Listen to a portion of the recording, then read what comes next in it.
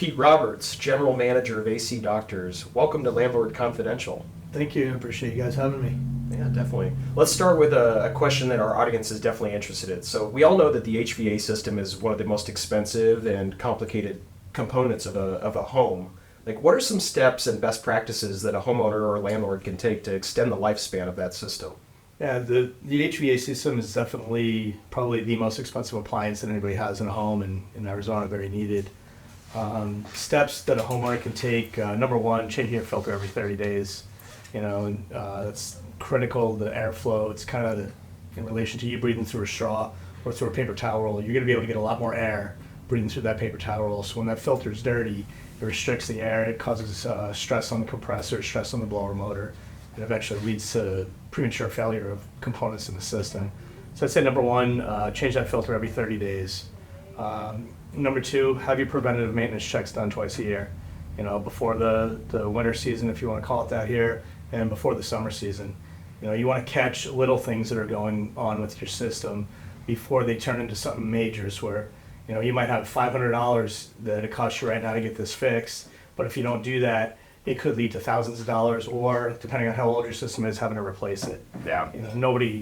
I don't know anybody that saves to replace their AC unit.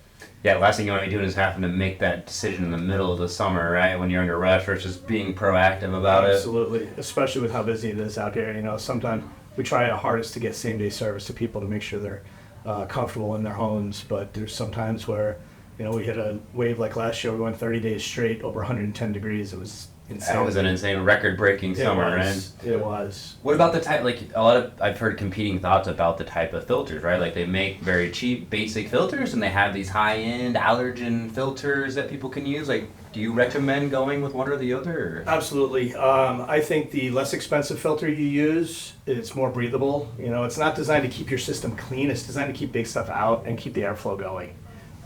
So when you buy those filters, they say they're good for 90 days. And they're this thick. Yeah, any filter is good for 90 days, but how much air is going to be able to get through it after accumulating 90 days worth of dust? And the filter's already thick to begin with. The best thing is use the inexpensive filters if you have breathing difficulties, if you have allergies and stuff like that. Get air purification systems. There's UV lights that can go in there. There's stuff that can produce ozone at minimal that's safe to breathe. And those are much better than going with the thicker filters and more expensive filters. Pete, you mentioned same-day service, and that's been one thing that we've always been impressed with AC Doctors, is just the rapid response time that you guys offer to our residents when their AC goes out in the middle of the summer. Like, what's your secret to achieving that sort of response time? We kind of structure our call center and our dispatching department in a fashion to where when a customer calls, they know exactly where the availabilities are at and whatnot. Dispatch is able to take and route the trucks in the right order to where it decreases drive time, so it can increase our capacity on how many homes that we can service. And if we have a customer that's got, we're going to go to your house to do a preventative maintenance call where your unit's working, we're just checking it up to make sure everything's good, but your system's down, you have kids in the home, we're going to give you a call as a courtesy and ask, hey, would it be okay if we can reschedule for another day? We've got a bunch of customers that have no air conditioning right now, and we'll prioritize that and try to get there first. Mm-hmm. So smart scheduling, prioritizing, maximizing route efficiency. That's amazing. Like, you guys are a go-to vendor with middle of summer issues. Like, you guys are always getting out there so quickly. So bravo, way to. We appreciate that. Yeah. And the service area too. Like, you cover an enormous service area. So how many trucks are you running to right now we've got 17 service trucks in the valley.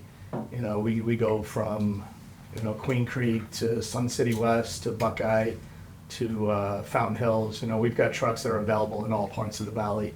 Yeah, that's impressive. We have a major valley, like very spread out here, so that's a lot to cover.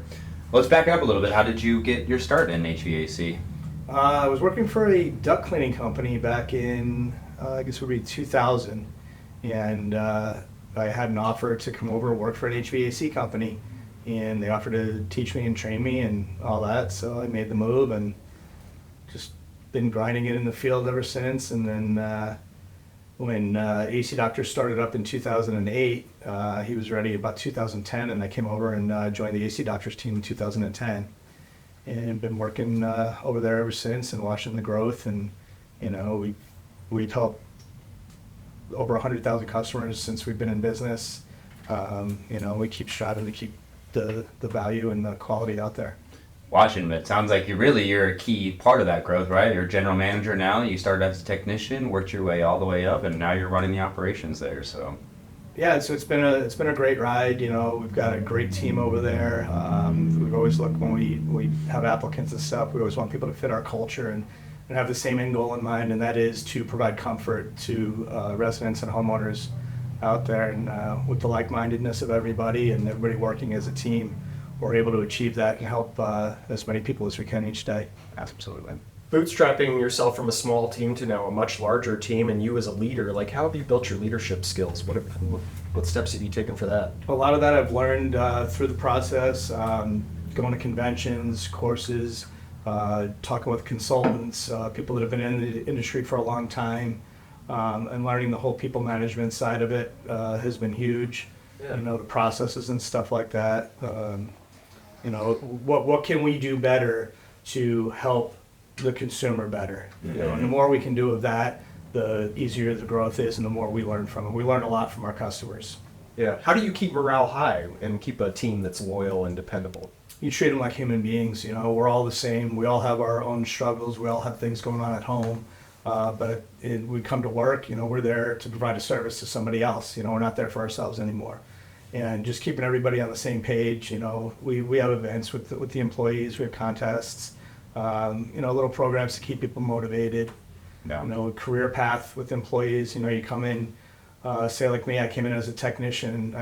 From a technician, I was a service manager, install manager, operations manager, general manager. So there's opportunities for people to grow and Yeah. stuff like that as well. You're obviously a growing company, and Correct. you just added plumbing services earlier this year, or last year, sorry. We started So, plumbing services last year, so that's a whole other branch that we can employ more people and help more people take care of their families as well. yeah. We're both in very high stress industries, right? We have peak seasons where it gets intense. Like, how do you and your team decompress during peak season to keep the stress levels manageable? I think knowing that we're here right now, it's middle of July and whatnot, but we know come September we're going to be relaxed and whatnot. Yeah. We know that this isn't going to be like this forever, and it's part of the industry. And knowing that coming in, knowing that we have our hills and stuff makes it a lot easier to manage that. Yeah, it's easier to sprint when you can see the end in sight, It right? is. Versus like not knowing when you're going to. We're not doing a 500-mile sprint. We're doing a 100-yard sprint. Yeah. We're also both in very competitive industries. Like, how do you get the phone to ring at AC Doctors? It's just getting our name out there, providing the value, doing the quality work. That's our name. Anything we do for somebody, we come to your house, that's our name on it. And we take pride in that, and knowing that you're going to be comfortable for the rest of the year, and not have to call. And yeah, it's a huge market, HVAC, just like property management. Yep. And we talk to other competitors. We share things with each other on how can you better help the homeowner, how can we better help the homeowner. We try to work together with that. You're in Arizona. The phone's going to ring in the summertime. We got to get those maintenances done to keep the phone calls decreased more in the summertime where people aren't breaking down. What are the new trends you're seeing in the HVAC industry? So right now, the biggest trend I think is coming from the government. There's a move towards electrification right now, where we're trying to reduce the carbon footprint and make it better in the future.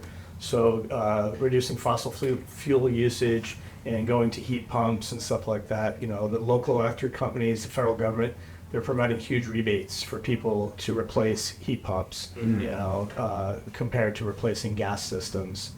I would say that's probably the biggest trend we see going on right now. We both experienced major disruptions in supply chains over the past couple of years. What's the current state of the supply chains in your industry? Right now, it seems like everybody's pretty much back. Some people are back to 100%, some people are at 90%, but we did the same thing when COVID hit. There were several manufacturers that one manufacturer had to shut down for a period of time because of COVID outbreak in a manufacturing facility, which put them backlogged, which, you need a system. We need to provide that. We need to get that from somewhere. And a lot of the normal channels that we go through, we weren't able to do. We had to outsource and use different brands and whatnot. But right now, it's looking a lot better than it was. Positive outlook. Yeah. Speaking of brands, like there's obviously some reputable companies out there that a lot of people lean into. Do brands matter? Do you have preferred brands? We do have preferred brands. For us, Daikin, they bought the Goodman Pneumatic Company back in 2016 and have really done a lot with their brand. They have superior warranties, which is 12 years versus 10 years on other companies.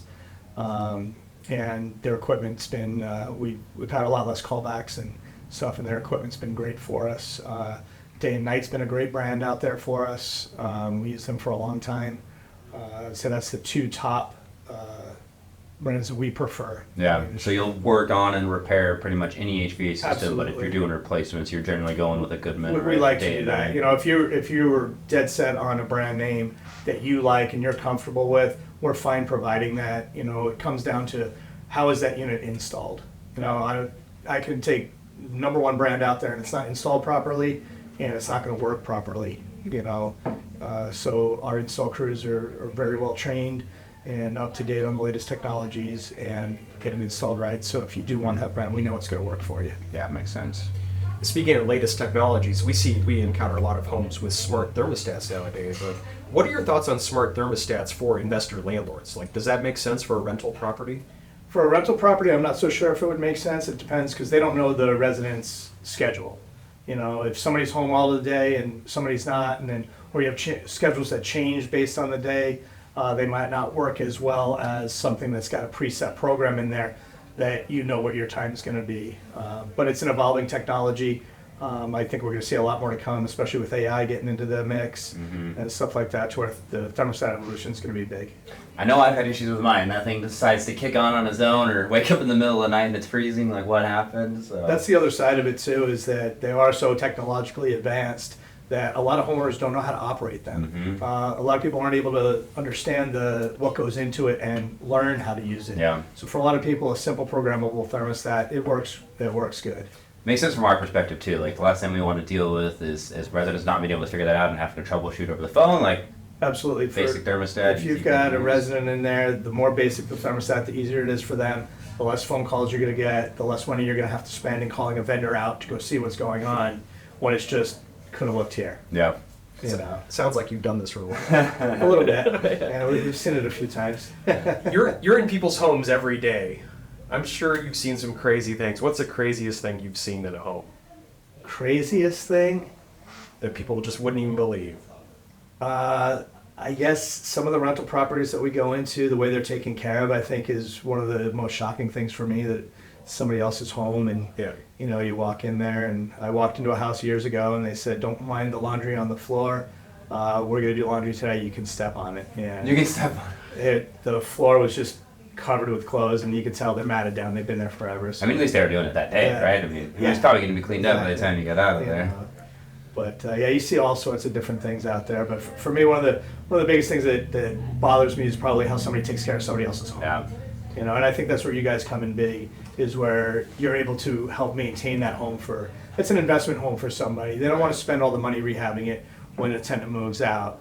So having somebody like Home Ladder in there helps to make sure the house is taken care of and doesn't get out of control where it costs the homeowner a bunch of money. And that's why we love having trusted vendors like you in the home. Like you guys are doing a great job of catching the condition of the property. Right? You're taking a photo of the filter, when's the last time that was changed. And I've even seen like, yeah, there's a fresh filter in here, but hey, there's one in the trash can that's Yes. clearly not been changed for years. So yeah, I love that you guys are so diligent about catching that and reporting back. What is Yeah, that? I mean, we try to give the information and education to the residents in the home as well, because it does affect them too. You know, if they're leaving a dirty filter in there, it's costing them more money to run the system. Plus, it can lead to a breakdown of the system where they're going to be uncomfortable for how long it's going to take for them to call you and get a vendor out there and the vendor to get it fixed for them. Yep. So the more maintenance that they can do and whatnot helps them as well. Yeah. The mechanical system is one component of HVAC, but the other is like the duct work, right? Like, how important is that, and what are best practices for duct work? Ductwork's probably one of the most important things is the airflow. You know, you need so much air going through the system to be able to supply that air to the rest of the home.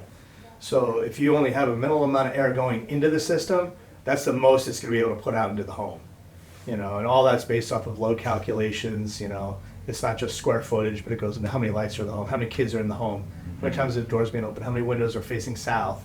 You know, all that comes into the design of the system to see what capacity you need to keep the home comfortable and the system running. Yeah. Is that a service you offer? Will you inspect ductwork and insulate? Will you seal ductwork? Like, what's your scope there? We check ductwork, we check the system, we check static pressure. The static pressure is going to give us the most accurate determination of how much airflow is coming in, how much airflow is going back out. If we see discrepancies in that, then we investigate further to see is it a return air issue, is it a supply air issue. Sometimes it's as simple as a dirty filter. Mm-hmm.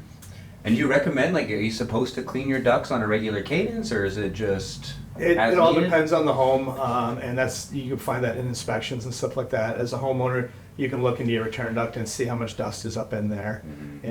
And the cleaner you keep it, the more efficient your system's going to run. Yeah. Obviously, you work with us as a property management company, and there's, I'm sure, plenty of other property management companies in the valley you work with. Do you enjoy working with property management companies, and if so, why? We do. It's just another avenue to take care of more people out in the consumers out there. Whether you're a tenant, whether you own a home, eventually you're going to own a home as well. You've got family, you've got friends. So the more people that we're able to service, the more people we're able to make comfortable, the more satisfying our job is. Yeah. So property management avenue is another avenue where you've got so many homes, and we're servicing all those homes. And we can keep growing, adding technicians. As you guys are adding homes, we add technicians to be able to service those homes. Sometimes we run across older homes with swamp coolers. Like, what are your tips for swamp coolers? How do we maintain those?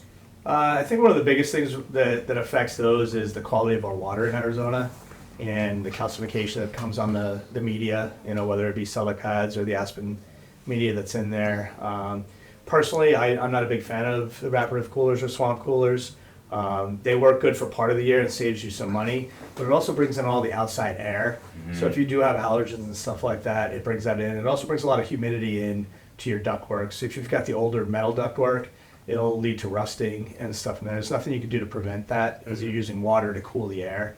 But when you get to the little bit of humid months that we have out here, they're ineffective. You're trying to use humidity in a humid environment to cool the air, and it doesn't work that way. Yeah. I'd recommend against evap coolers. Air conditioning, although it does cost a little bit more in electricity, it costs so much less to your comfort. You have a much higher comfort level with it, a lot less issues with it. I know that you encountered a situation where you came into a house and a resident had both a swamp cooler and an HVAC system running simultaneously. Tell us why you wouldn't want to do that. Because you're mixing the air now, so you're introducing more humidity into the air, as well as you're into the same duct system. So you've got your air conditioner blowing cold air this way, you've got an evaporative cooler blowing air this way, and they're hitting. So basically competing against each other. Exactly. And yeah, they do compete against each other. The air conditioner is designed to remove 50% of the humidity from your home. So the more humidity that's in there, the less cooling capacity it has because of that amount of humidity. So AC is not really impacted during monsoon season when the humidity rises, whereas a swamp cooler just becomes completely ineffective. It still has an impact on it, like I said, because it removes 50% of that humidity. The higher the humidity level, the more your cooling capacity decreases. But the units are designed to handle that, and you design the capacity of the system. Do you need a 5-ton system, a 4-ton system? All that comes into play when you're looking at system selection for your home. Right. We also see mini splits a lot of times on additions or like accessory dwelling units in the backyard, maybe a she shed. Like, what are your thoughts on mini split systems? Absolutely love them. Yeah. The ductless mini splits are huge, and I think we're going to start seeing a lot more of them in the future. I know I've put them in my garage, and you can turn that on. You don't have to have it running all the time, but if you want to work out there or in a shop, you turn it on, and in a half hour you get it to the temperature you want in there. Or if you have, I know people that have nice cars and stuff in their garage, they don't want to sit in a 120 degree garage, they'll keep it set at 80 degrees and their car will stay comfortable. Yeah. And replacement parts, they're readily available? Yeah. Yep. There's so many mini splits out there right now that you can get parts for them. There are occasions, just like with regular systems, where it's an OEM part that's on a back order, or you have to order it from the manufacturer, so it's going to take 7 to 10 days to get here. Yeah. But the mini split market, I think, is moving in the right direction. I think you're going to start seeing a lot of VRF mini split systems where if you build a home, you can literally have a separate head and a remote control in each room in the house, and each room can be controlled how you want it. So yeah, I'm a big fan of mini splits. Awesome. Back to plumbing, like sometimes we'll see the tankless water heaters versus a traditional tank water heater, right? What are the benefits of a tankless water heater, and what are the downsides? I don't know if you've ever noticed when you go to turn your water on, you want hot water, so you got to turn the faucet on, let it run and run and run. It's freezing and run. initially. Right, except in the summer, you turn your cold water on, you've got hot Hot water. water, yeah. So instead of having the water running all the time, with the tankless hot water heater, you have instant hot water to any faucet in your home, whether it be the shower, the bathroom sink, kitchen sink. You have instant hot water. I think it makes a lot of sense if you have gas in your home. With electric, it's not so much because you're using that electric to heat the water. It's still doable. They have them out there. But with gas, yeah, I love tankless water heaters for the instant hot water. Yeah. If you don't mind running the water and waiting for it, it's going to save you money having, initially save you money having a tanked water heater. Is there a lot of ongoing maintenance with the tankless water heater? It's the same as having a tanked water heater. You're supposed to drain and flush it every single year. With a tankless water heater, you're going to want to use a different setup with that to remove the calcification inside the water heater. So there's chemicals and a different type of flush that you would use on a tankless water heater to make sure it's clean and the water's good. Yeah. What is the average lifespan of a tanked water heater? Depending, 8 to 10 years is probably a decent amount of time on a tanked water heater. I think if you get to the 10-year mark, you're doing really well with a tanked water heater. You guys know our water out here. Yeah. It's not great. As you mentioned, if you're draining that every year, Which is why you want to do that. If you don't drain your water heater every single year and flush it, that calcium just builds up and builds up. And so you start with a 40-gallon capacity, and in 5 years, if you're not flushing that, you might be down to a 42-gallon capacity, Oh, wow. or lose capacity on it. Because another it's just example- calcification. Yeah, it really makes sense to be proactive there. Yes. What's the average lifespan of the modern HVAC system? I would say probably 10 to 12 years. There's systems that will last. You can keep a system going for 16, 17, 18 years, but at that point, how much more money are you spending on electricity to where, okay, I'm going to spend, X amount of dollars to replace that system, and it's going to cost me more money up front, but I'm going to save this much in electricity. I've got a 10 or 12-year warranty on there, so if something does break down in the next 10 to 12 years, I'm not going to have to pay for that part. Sure. So if you look at it, if you're going to be in a home for 10 more years and you've got a system that's 10 to 12 years old, it's a really good investment to look at replacing that system with something more efficient. Yeah. Plumbing, what's the number one cause of floods that you find in homes from plumbing? I don't know what the number one cause would be. We see anything from, leaks underneath a kitchen sink, angle stops or hoses. If you've got the old copper pipe, where it becomes corroded up in an attic where it develops a little pinhole leak, it might be leaking for months and you don't realize it, until you see a spot on your ceiling or something. Water heaters are huge. You get a leak in a water heater and it just starts going. A lot of them are in garages. They have secondary drain pans. But we've seen where people go on vacation and they come home and their home is flooded because the water heater burst a leak. It was rusted out at the bottom and started leaking. And there's nobody there to catch that. Again, draining your water heater annually, you can get ahead of that You stuff, can right? get more life out of your water heater by doing that. Yeah. Well, Pete, it's been amazing learning about your plumbing and HVAC services. You obviously provide a great service for property managers, homeowners in the valley. Tell people how they can get a hold of you. You can call 480-718-9820, or you can visit our website at www.theacdoctors.com. We've got plenty of people willing to talk. You can schedule online. You can go to our website. There's a schedule button on there and schedule directly. You can see all the availabilities and schedule for yourself. If you've got questions, you can give us a call. And you don't just work with property management companies, individual homeowners can call you and get service? Yep. Great. We service the whole valley, whether you're property management, whether you own your home. Awesome. Thanks for your time today, Pete. It's been great. Appreciate you guys having me on the show. Absolutely.